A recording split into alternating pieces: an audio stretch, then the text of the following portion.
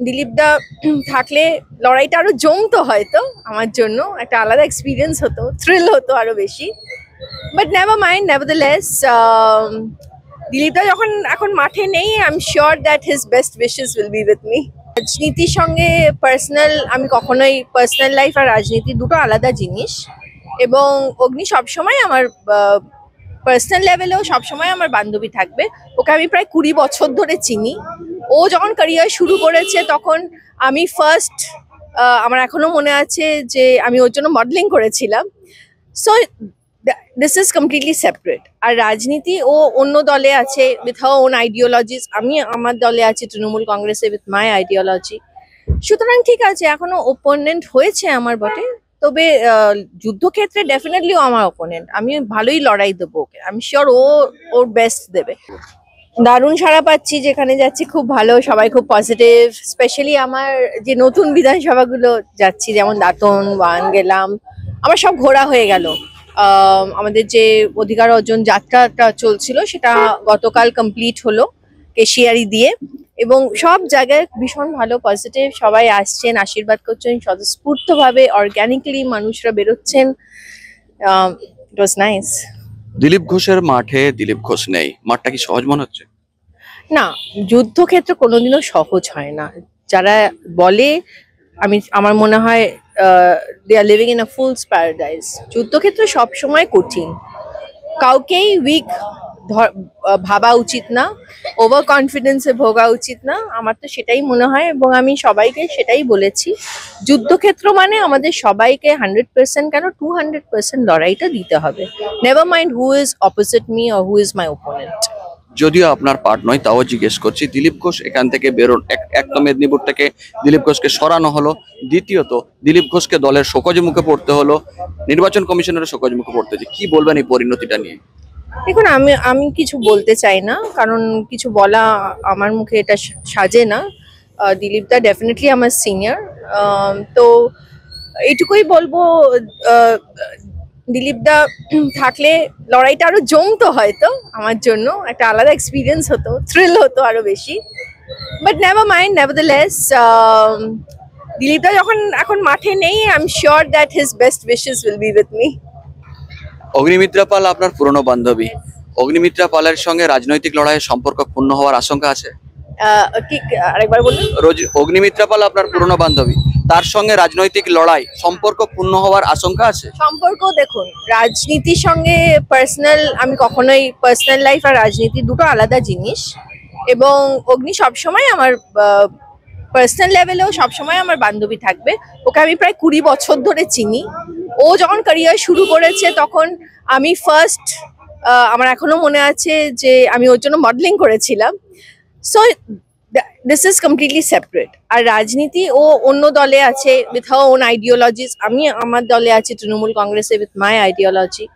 সুতরাং ঠিক আছে, এখনো ওপোনেন্ট হয়েছে আমার বটে, তবে যুদ্ধক্ষেত্রে ডেফিনেটলি ও আমার ওপোনেন্ট। আমি ভালোই লড়াই দেবো ওকে, আমি শিওর ও ওর বেস্ট দেবে। কিন্তু বিয়ন্ড যুদ্ধক্ষেত্রের বাইরে আমরা বন্ধু। অগ্নিমিত্রা পাল প্রচারে যাচ্ছে দিলীপ ঘোষের এলাকায়, সেখানে নাকি লোক সংখ্যা খুব কম, ছাড়া পাচ্ছে না দিলীপ ঘোষের মতো, অনেকটা ইতিবাচক আপনার ক্ষেত্রে? আমি এগুলো নিয়ে কমেন্টই করব না, কারণ আমি যেটা বললাম যে এই সব নিয়ে আমি বলতে চাই না। আমি তবুও বলবো, অগ্নিমিত্রাকে I wish her all the best. লড়াই হবে লড়াইয়ের মতো, everything is fair in love and war. ছোট্ট একটা অন্য জিনিস জিজ্ঞেস করবো, প্রচারে বেরিয়েছেন, ভালো কাজ করছেন, কোথাও কি দলের পুরনো দুর্বলতাটা আসছে সামনে? না, একদমই না। আমরা ভীষণ ইউনাইটেড এবার, কারণ আমাদের লড়াইটা তৃণমূল কংগ্রেসের লড়াই নয়।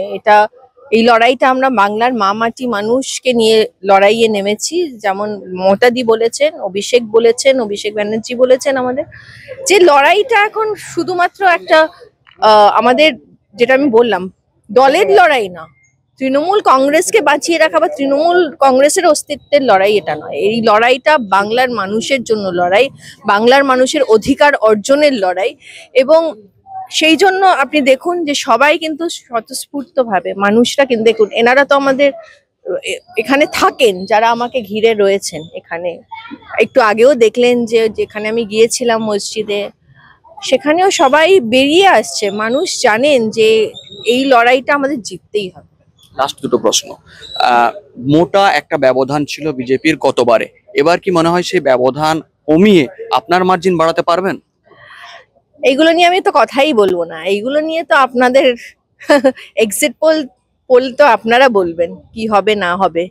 আমি শুধু মন দিয়ে মানুষের কাছে পৌঁছচ্ছি, এবং আমার সাথে আমার কর্মীরা আছেন, আমার লড়াকু সবাই সৈনিকরা আছেন। আমাদের ফোকাস হচ্ছে এখন লড়াই, আমাদের ফোকাস হচ্ছে এখন আমাদের যুদ্ধক্ষেত্র, সেখানে আমাদেরকে ভালো রেজাল্ট করে বেরিয়ে আসতে হবে। বাকি মামাটি মানুষ আছেন, ঈশ্বর আছেন, আল্লাহ আছেন, যিশু আছেন, আজকে ইস্টারও, সুতরাং বাকিটা ওনারা দেখে নেবেন। শেষ প্রশ্ন, প্রতিদিনই দেখছি প্রচারের ফাঁকে মন্দির, মসজিদ, চার্চ সব জায়গায় যাচ্ছেন, প্রার্থনা করছেন, মানে আশীর্বাদ চাইছেন যাতে জয়ের ক্ষেত্রে। কোথাও কি হালকা ভয়ের কাজ করছে? কোনো ভয় নেই, আমি অত সহজে ভয় পাই না। ভয় কেন পাবো? দেখুন, ভয় পেলেই তো একটা, আমরা কাউকে দেখে মনে হচ্ছে আমরা ভয়, আমরা ভয়ের জায়গায় নেই। আমি যখন বিধানসভা এখানে লড়তে এসেছিলাম, Medinipur seat was one of the toughest seat বিধানসভার সময়, তখন যখন ভয় পাইনি 21-এ। এখন 3 বছর এখানে ঘর করেছি মানুষদের সাথে, মানুষটা আমাকে চেনে, মানুষটা আমাকে ভালোবাসে, আমি যেখানে যাচ্ছি সেখানে আমি ভালোবাসাই পাচ্ছি, কোনো নেগেটিভিটি পাচ্ছি না, তো কিসের ভয়? Yes, I am secular as a person, আমি ধর্ম নিয়ে রাজনীতি করি না। আপনি যদি এখনো আমার বাড়িতে যান, আমার ঠাকুর ঘরে দেখবেন যে সবার ছবি আছে ওখানে। ওখানে যেমন সিদ্ধি সাই বাবা আছেন, যিশুও আছেন, মাদার মেরিও আছেন, মা কালী আছে, মাতারা আছে, তারকনাথ আছে, সবাই আছে। আমি সবাইকে নিয়ে ঘর করতে পছন্দ করি, বুঝলেন? এটা আমার নেচার। সো আমার ভালো লাগে, আমার মন্দিরে যেতে ভালো লাগে, আমার চার্চে বসে প্রে করতে ভালো লাগে, আমার মসজিদে যেতে ভালো লাগে। আমি রামকৃষ্ণ মঠেও গিয়েছি 2 দিন আগে। এটা I am spiritual by nature, so এটা it comes naturally to me. এটা কোনো ফেক বা এটা কোনো গিমিক নয়, যেটা অন্যরা করে থাকে। আমার কাছে এগুলো গিমিক নয়। আমি যে মানুষের কাছে চলে যাই, এটা আমার ভেতর থেকে আসে। আর যারা আমাকে চেনে জানে, অনেক বছর ধরে আমার কলিগসরা বলুন, আমার ফ্যামিলি মেম্বার্স বা ফ্রেন্ডস, তারা জানেন যে এটা আমি ন্যাচারালি করি। There is nothing fake about it. Thank you.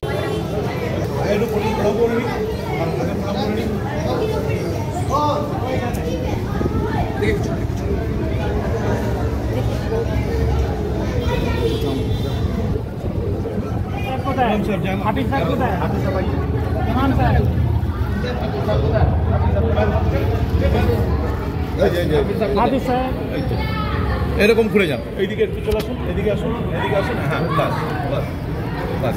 আরিফদা ঘুরে যান, ঘুরে যান, ঘুরে যান, ঘুরে যান। হ্যাঁ,